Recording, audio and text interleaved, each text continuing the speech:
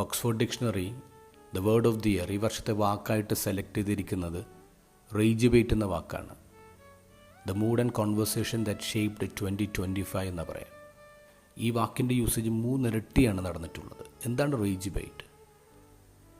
ഒരു മനുഷ്യനിൽ കോപം ഉണ്ടാക്കുന്ന, ദേഷ്യം ഉണ്ടാക്കുന്ന, പ്രൊവോക്കേറ്റീവ് ആയിട്ടുള്ള ചില സ്റ്റേറ്റ്മെൻറ്റ്സ്, ചില തലക്കെട്ടുകൾ, ഇമേജസിനെയാണ് റേജ് ബെയ്റ്റ് എന്ന് പറയുക. അത് ബോധപൂർവ്വം ഉണ്ടാക്കുന്ന കണ്ടൻറ്റാണ്.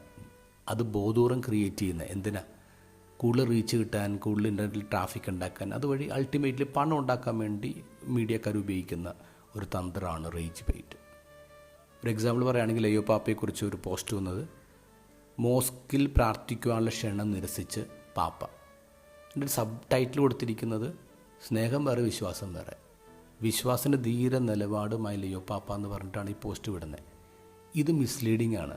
കാരണം ഇതിൽ വിഭാഗീയത ഉണ്ടാക്കുന്ന ചില ചിന്തകളുണ്ട്. അപ്പോൾ ഇതിൻ്റെ യഥാർത്ഥത്തിലുള്ള സിറ്റുവേഷൻ മനസ്സിലാക്കാതെ ഈ പോസ്റ്റ് മാത്രം നമ്മൾ ഫോർവേഡ് ചെയ്യുമ്പോൾ അത് പലരുടെ ഉള്ളിലും പ്രശ്നങ്ങളുണ്ടാക്കും.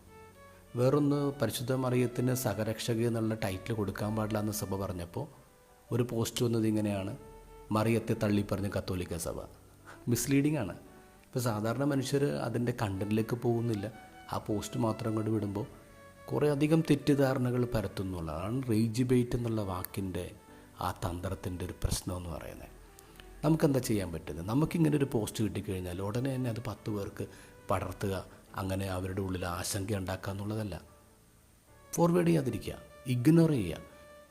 ഇവർ ഈ ചൂണ്ടയിട്ടിരിക്കട്ടെ, നമ്മൾ കൊത്താതിരുന്നാൽ പോരെ.